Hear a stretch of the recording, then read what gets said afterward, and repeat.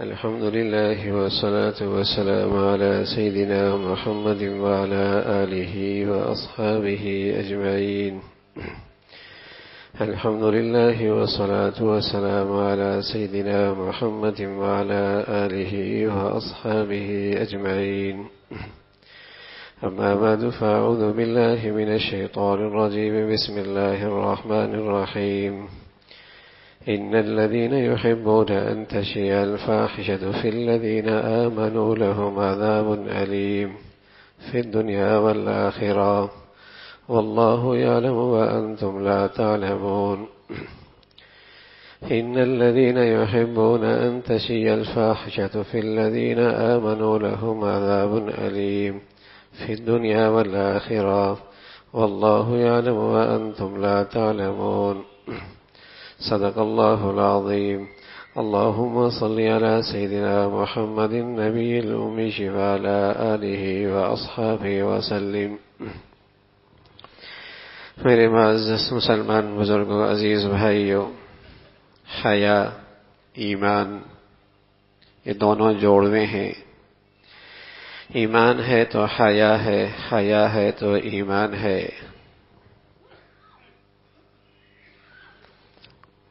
ایمان، حیا، پیارا نبی علیہ الصلوۃ والسلام فرمایا کرتے تھے دونوں جوڑوے ہیں. جہاں سے حیا گیا وہاں سے ایمان گیا. جہاں سے حیا گیا وہاں سے ایمان گیا. جہاں ایمان آیا، جہاں حیا آئی، وہاں سراسر خیر آیا. اور جہاں سے ایمان گیا، حیا گیا، اس معاشرے میں کوئی خیر نہ رہی. وہ گھرانہ خیر سے خالی، وہ سوسائٹی خیر سے خالی، وہ معاشرہ خیر سے خالی، وہ زندگیاں خیر سے خالی. پیارے نبی سے بڑھ کر کون اس امت میں دور اندیش ہوں گے؟ کون دور اندیش ہوں گے؟ کون اس معاشرے کی، انسانی معاشرے کی بھلائی چاہنے والے ہوں گے؟ مرد ہو یا عورت، آپ سے بڑھ کر کون ان کا بھلا چاہنے والا ہوگا؟ تو اس پیارے نبی نے بتایا ہے جہاں حیا آیا وہاں خیر آئی. جہاں حیا آیا وہاں خیر آئی. تو میرے عزیزو، حیا انسانی معاشرے کا، اسلامی معاشرے کا ایک بہت بڑا جوہر ہے. الحیاء من الایمان، الحیاء من الایمان. حیا تو ایمان سے ہے، حیا تو ایمان سے ہے. اس لیے حیا کا دشمن ایمان کا دشمن ہے. حیا کا دشمن اہل ایمان کا دشمن ہے. اس لیے اللہ رب العزت نے بتلایا ہے کہ ان الذین یحبون ان تشیع الفاحشہ فی الذین آمنوا لہم عذاب علیم فی الدنیا والآخرہ. جو اس بات کو پسند کرتے ہیں کہ وہ ایمان والوں میں بے حیائی کو فروغ دیں، جو اس بات کو پسند کرتے ہیں کہ اہل ایمان میں بے حیائی کو فروغ دیں، ان کے لیے دردناک عذاب ہے، دنیا میں بھی آخرت میں بھی. جب یہ قرآن کی آیت اتری تھی تو مدینہ کا منورہ کا ایک محدود معاشرہ، محدود سوسائٹی، ایک مخصوص واقعہ، لیکن اس قرآن کی آیت کی تفسیر بہت وسیع. اگر آج کی دنیا دیکھی جائے، آج کی صحافت، آج کا ٹیلی ویژن، آج کا لٹریچر، آج کے میڈیا اور آج کے تعلیمی اداروں کا نظام تعلیم دیکھا جائے تو قرآن کی یہ تفسیر کھل کے سامنے آ گئی. اگر آج کا لٹریچر، آج کا ذرائع ابلاغ، آج کا میڈیا، آج کا ٹیلی ویژن، آج کا ریڈیو، آج کا ناول اور آج کا تعلیمی اداروں کا ماحول دیکھا جائے تو یہ آیت کی تفسیر ایک معجزہ لگتی ہے. یہ آیت ایک معجزہ لگتی ہے. اس کا یہ اعجاز ہے کہ اس کی آج تفسیر ساری دنیا بنی ہوئی ہے. ان الذین یحبون ان تشیع الفاحشہ، جو لوگ اس بات کو پسند کرتے ہیں کہ ایمان والوں میں وہ بے حیائی کو فروغ دیں. جب یہ آیت اتری تھی تو ایمان والوں نے بن دیکھے اس آیت پہ ایمان لایا تھا. بن دیکھے ایک مخصوص واقعہ تھا، لیکن اس کی تفسیر اس سے زیادہ وسعت رکھتی تھی. بن دیکھے اس آیت پر ایمان لایا، لیکن اب تو ہر گھر، ہر سوسائٹی، ہر بازار، ہر گلی، ہر گلی کوچا اس آیت کی تفسیر بنا ہوا ہے کہ قومی سیاست کے جلسے ہوں اور بدقسمتی سے نام نہاد مذہبی مجالس ہوں، وہاں بھی بے حیائی کو فروغ دینے کی شکلیں اختیار کی جائیں. ہمارے عزیزو، جو قوم کا مقتدی طبقہ اور مذہب کے نام پر یہ مخلوط محفلیں ہونے لگیں گی، پھر آنے والی نسل محبت کے دن ہی منائے گی نا. پھر اس نئی نسل کے اسکول کالجوں میں، یونیورسٹیوں میں محبت کے دن ہی منائے جائیں گے، حرام محبت. اور پھر اسے روز بروز فروغ دیا جائے گا ذرائع ابلاغ کے ذریعے. ان الذين يحبون ان تشيع الفاحشة في الذين آمنوا لهم عذاب علیم، کہ مسلمان معاشرے میں بے حیائی کو فروغ دینے والا یہ مسلمان معاشرے کا دشمن ہے، یہ اسلامی سوسائٹی کا دشمن ہے، بلکہ سچ ہے یہ مسلمانوں کی ازواجی زندگی کا دشمن ہے، مسلمانوں کے خاندانی استحکام کا دشمن ہے. اس لیے کہ جس معاشرے میں بے حیائی فروغ پاتی ہے، وہاں میاں بیوی کا اعتماد نہیں رہتا، وہاں بیٹا بھی باپ کا نہیں رہا کرتا اور بیٹیاں بھی ماؤں کی نہیں رہا کرتی، اور وہاں خاندانی استحکام بھی رخصت ہو جایا کرتا ہے، بکھرنے لگتا ہے. تو اگر مسلمان معاشرے سے کوئی دشمنی کرنی ہے تو پھر اس معاشرے میں بے حیائی کو فروغ دے دو. اگر مسلمان معاشرے کو تباہ کرنا ہے، ان کے گھروں کی زندگیوں کو، ان کے خاندانوں کو، ان کی نسلوں کو، ان میں بے حیائی کو فروغ دے دو. اس لیے اللہ نے ایسے لوگوں کے لیے دردناک عذاب کا اعلان کیا ہے کہ یہ اسلامی معاشرے کے دشمن ہے، بے حیائی کو فروغ دے رہے ہیں. 100 سال پہلے تو شاید اس کا تصور بھی نہیں تھا کہ مسلمانوں کی بیٹیاں اور مسلمانوں کی بہنیں اور مسلمانوں کی مائیں یوں بے پردہ اور بے حیائی کے ساتھ باہر نکلیں گی. اور کیسے ہوتا تھا؟ اس لیے کہ ان کے سامنے اپنے نبی کا حکم تھا، اللہ کا کلام ان کے سامنے تھا. اس اللہ نے کہا ہے، اللہ کے نبی کے ذریعے بتلایا ہے، یا ایھا النبی قل لازواجک وبناتک ونساء المؤمنین یدنین علیہن من جلابیبہن.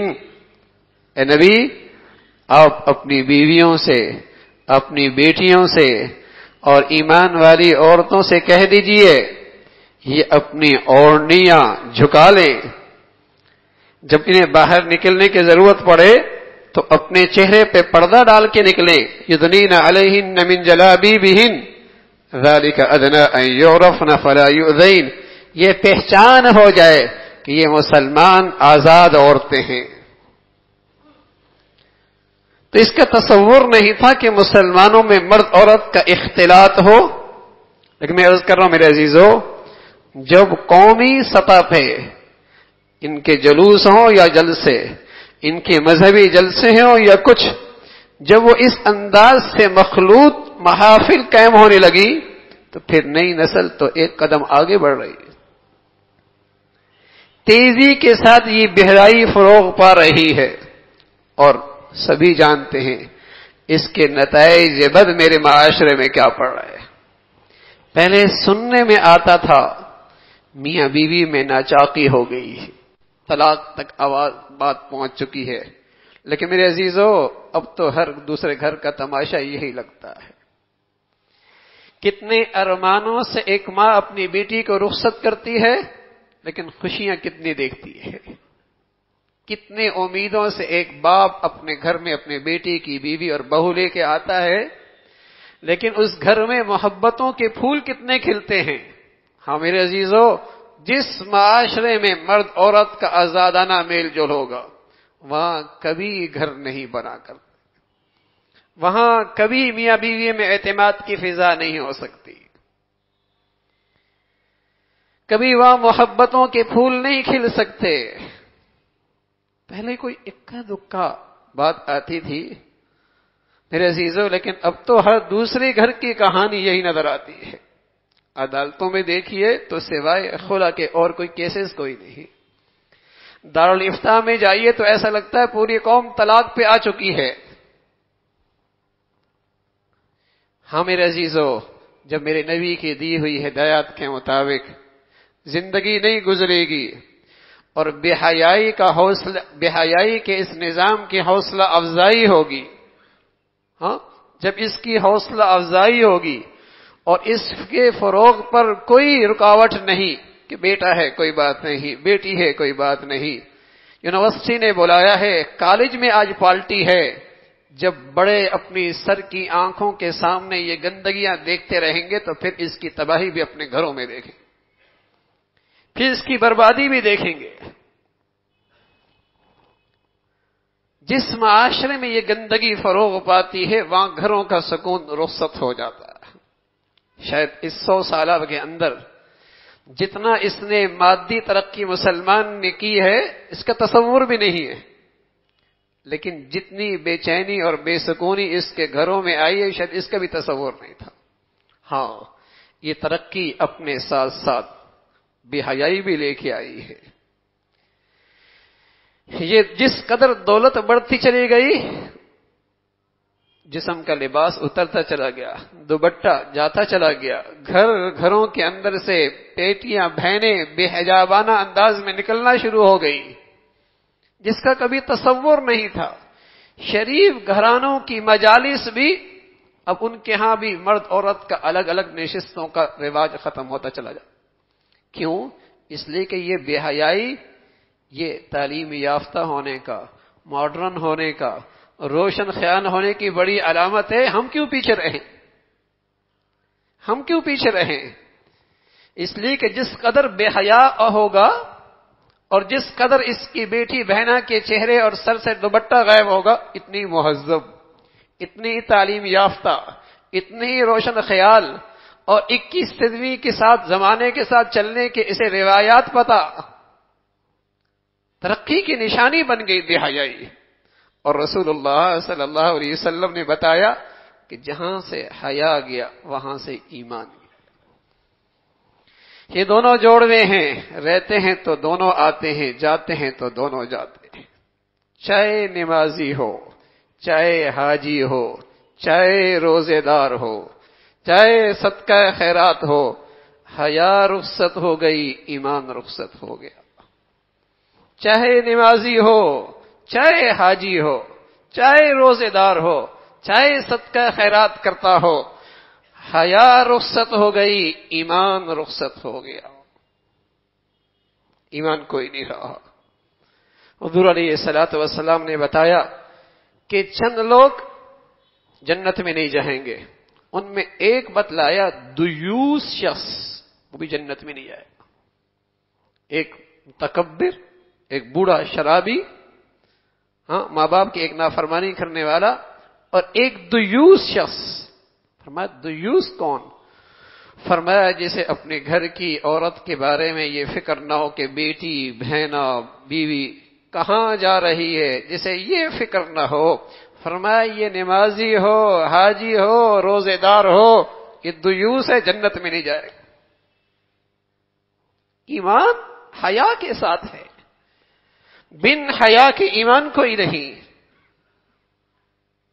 بن حیا کے ایمان کیسا؟ تو میرے عزیزوں، مسلمان معاشرے میں بے حیائی کو فروغ دینا یہ مسلمان معاشرے سے دشمنی ہے. مسلمانوں کے گھرانوں سے، مسلمانوں کے خاندانوں سے، مسلمانوں کی زندگیوں سے دشمنی ہے، بڑی دشمنی ہے. اس لیے اللہ نے اعلان کر کے بتایا ہے کہ جو یہ چاہتے ہیں کہ صحافت کے ذریعے، رائے ابلاغ کے ذریعے، میڈیا کے ذریعے یا ان تعلیمی اداروں کے محفوظ چار دیواری کے اندر مسلمان نسل میں بے حیائی کو فروغ دیں، تو اللہ کہہ رہا ہے پھر سن لیں، ان کے لیے پھر دردناک عذاب ہے، ذلت کا عذاب، دنیا والآخرہ، دنیا آخرت میں. اس لیے کہ یہ مسلمانوں کی ایمانی نسل کشی کرنا چاہ رہا ہے، یہ مسلمانوں کو ایمان سے دور رکھنا چاہ رہے ہیں۔ تو میرے عزیزو، ہر آنے والے دن ایک نیا بے حیائی کا نقشہ لے کے آ رہا ہے۔ کبھی 10-15 سال پہلے مسلمانوں میں ہے یہ ویلنٹائن ڈے کا نام کوئی نہیں تھا، محبت کا دن۔ ہاں، مسلمان اس سے خوب جانتا تھا کہ وہ اپنی ماں سے محبت کرتا تھا، بہن کو عزت دیا کرتا تھا، ان کا اپنے میاں بیوی کا ایک محبت کا رشتہ تھا۔ مسلمان کا ہر دن یوں محبت میں گزرا کرتا تھا۔ لیکن مغرب کی آئی ہوئی یہ گندگیاں، جس کا مسلمان معاشرے میں پہلے تصور نہیں تھا، ایسی فروغ پا رہی جیسے مسلمانوں کے صدیوں کی روایات یہی ہے، صدیوں کے لگتا ہے روایت یہی ہے۔ اس کے ذرائع ابلاغ دیکھیے، اس کی تعلیمی اداروں دیکھیے، اس کی نئی نسل کے رنگ رلیاں دیکھیے، اور بڑوں کی آنکھوں کے سامنے یہ سب کچھ ہو رہا۔ میرے عزیزو، اگر اس کے آگے بند نہ باندھا تو میرے عزیزو کل وہ ہوگا کہ باپ خون کے آنسو روئے گا لیکن اپنی اولاد کو روک نہ پائے گا، اور ہو بھی رہا ہے۔ بڑے دکھ لے کے آتے ہیں بسا اوقات، بڑے دکھی اور ایسی عبرتناک نقشے بسا اوقات زبان پہ لانا بھی مشکل ہے، لیکن وہ ہمارے معاشرے میں ہو رہے ہیں۔ لیکن میرے عزیزو، اگر بند نہ باندھا تو یہ معاملہ اس سے بھی آگے جائے گا، یہ معاملہ اس سے بھی آگے جائے گا۔ ہر شخص ذمہ دار ہے اپنے اپنے دائرہ کار میں، جہاں اس کی بات سنی جاتی ہے، اس کی بات کا لحاظ ہے، جہاں اسے اختیار ہے، وہاں یہ دیکھیں کہیں وہاں بے حیائی تو فروغ نہیں پا رہی۔ اپنی نسل کو یہ بھی دیکھا جائے کہ دین اداروں میں ہماری نسل پڑھ رہی ہے، تعلیم کا تعلق بے حیائی سے کیا؟ کوئی مولوی کہہ دے کہ میاں سلوار ٹخنے سے اوپر کر لو، اپنے نظم یوں بنا لو، تو فوراً طبیعت پہ بوجھ آ جاتا ہے۔ اس کا کیا تعلق ہے؟ اتنی انتہا پسندی بھی نہیں ہونی چاہیے۔ تو یہ سبق ان تعلیمی اداروں بھی ہم دینے کے لیے جائیں نا، کہ اس بے حیائی کے ساتھ ہی کیا تعلیم ہو سکتی ہے؟ کیا ہماری نسل کے لیے تعلیم کے لیے بے حیائی کا اختیار کرنا ہی ضروری ہے؟ اس کا تعلیم سے کیا تعلق ہے؟ لیکن میرے عزیزو، جب بڑے ذمہ دار ہتھیار ڈالتے ہیں تو پھر نئی نسل کو تو دشمن اچک لیتا ہے۔ یہ تخریبی قوتیں جن کے پاس اس وقت ذرائع ابلاغ کا سب سے بڑا ہتھیار ہے، جن کے پاس اس وقت بے حیائی پھیلانے کے سارے وسائل موجود ہیں، پھر یہ نسل ہماری نسل نہیں رہنے دیں گے، پھر یہ نئی نسل ہماری نہیں رہے گی۔ سچ عرض کر رہا ہوں، نہ اسلام کی رہے گی، نہ اس وطن عزیز کی رہے گی، نہ ماں باپ کی رہے گی۔ پھر یہ نئی نسل نہ اسلام کی رہے گی، نہ اس وطن عزیز کی رہے گی، اور نہ اس ماں باپ کی رہے گی۔ یہ ہو ہی نہیں سکتا میرے عزیزو۔ جو رب کی نہ ہو وہ ہماری کیسے رہ سکتی ہے؟ وہ ماں باپ کی کیسے رہ سکتی ہے؟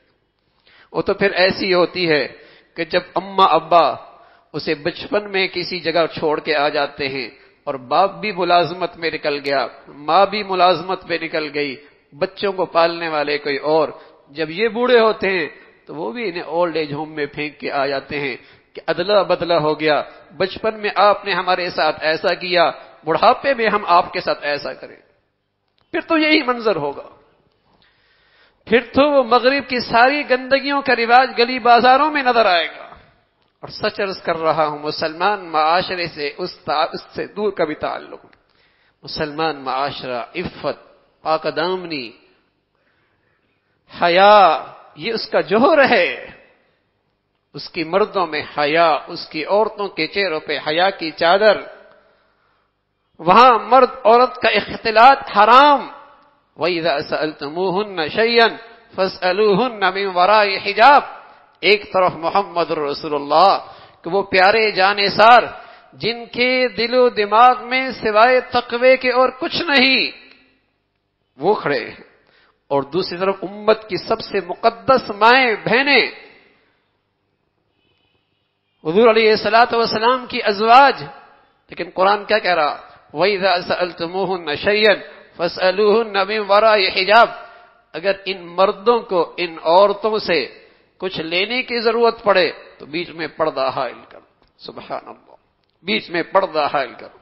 اس سے زیادہ مقدس اور پاک باز ہستیاں کوئی نہیں، اور اس سے بڑھ کر پاک باز عورتیں کوئی نہیں، لیکن اسلام وہاں حیا کا سبق دے رہا. وَإِذَا سَأَلْتُمُوهُنَّ فَاسْأَلُوهُنَّ مِنْ وَرَاءِ حِجَابٍ، بیچ میں پردہ حائل کر. تو میرے عزیزو، حیا ہے تو ایمان ہے، حیا ہے تو اسلام ہے، حیا اور ایمان ہے تو ہمارے گھر بھی ہیں، خاندان بھی ہیں، زندگیاں بھی ہیں، دنیا آخرت بھی ہے. اللہ رب العزت حیا والی ایمان والی زندگی نصیب فرمائے. وآخر دعوانا ان الحمد للہ رب العالمین.